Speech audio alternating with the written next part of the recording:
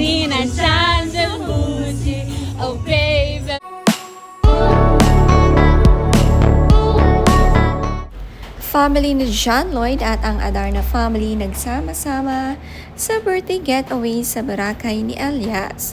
Ang dami nga nila halos mapuno ang isang yate na ito, kaya sobrang nag-enjoy talaga ang celebrant.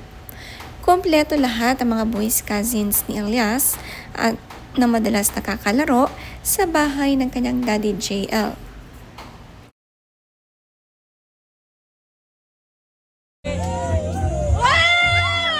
Oh baby, baby, baby. Singer na singer ang datingan ni Ellen, alam paano mag-perform. Tila nga siya nag-concert sa yate. Mas masaya na nga si Ellen ngayon, mas malaya at mas kumanda pa. Iba rin kapag naging single mom, may peace of mind, no stress at all.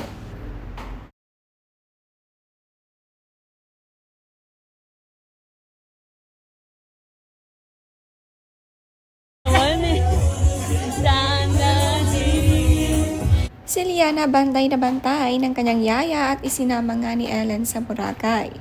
Palaging nakasunod kay Liana. Kahit kapag umuwi sa bahay ni Daddy Derek, si Liana ay kasama, very trusted na talaga ni Ellen at makikitang magaling mag-alaga.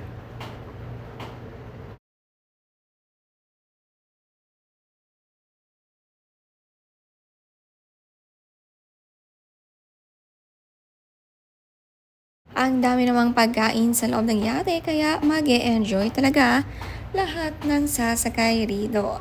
May mga buko pa at may pailaw effects pa. Hindi nga sila nahihilo kahit gumagalaw ang yate, sanay na sanay.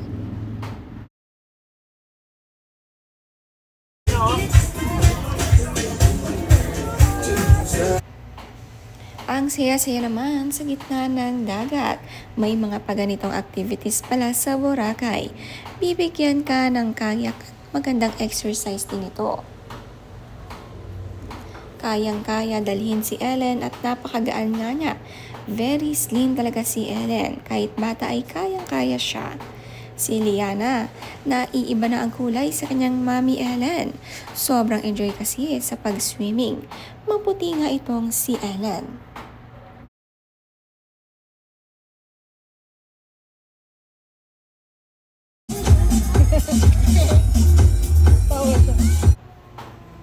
Si Liana gusto rin sumakay sa kayak kasama ang mama Ellen at pinapanood nga niya ito mula sa yate. Nag-enjoy naman siya sa sound trip dito sa yate. Napapasayaw at napapatalon pa nga siya. Kinakawayan nga naman ni Ellen ang anak.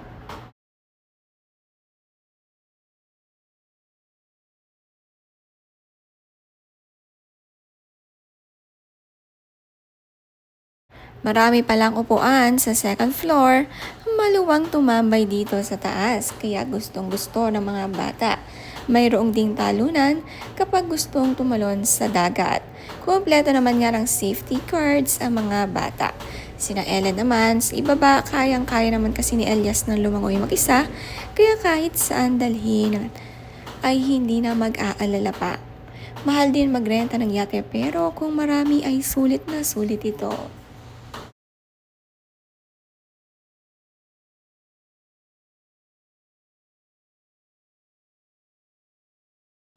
Liana, ano na naman ang hawak-hawak mo?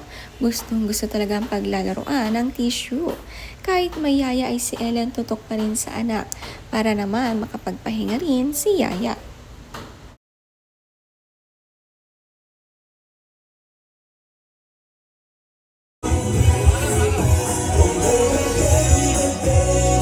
Kahit simple lang ang yate, enjoy ang lahat basta sama-sama at nagkakasiyahan.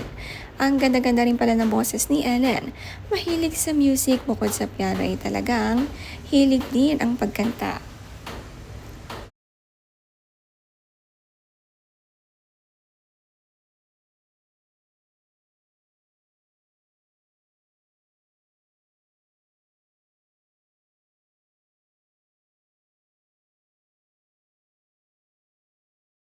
Kung kumanta pa nga si Ellen ay birit na birit pa. Sakto nga sa magandang panahon ng beach nila Ellen dahil hindi masyadong maaraw. Kaya naman hindi mangingitim kahit nakabilad sa dagat. Medyo malamig nga lang pero ayos basta masayang celebrant.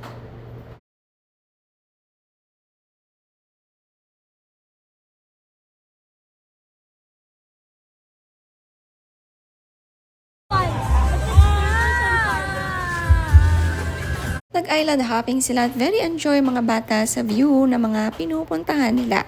Ang mga malalaking bato na ito na tila cave kung dadaanan mo, nakaka-amaze din talaga ang mag-island hopping. Maraming bagong nakikita.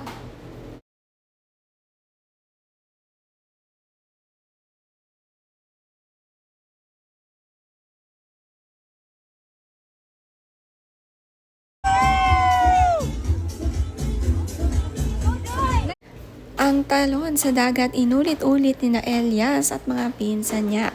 Napakasayang gawin ito, hindi nga sila takot, napaka-brave, walang suot na life vest. Kayang-kayang lumutang kahit sobrang lalim.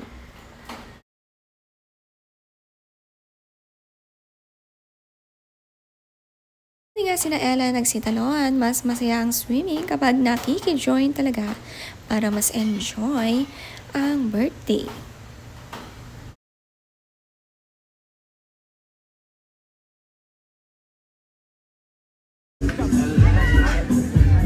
Again, Bob!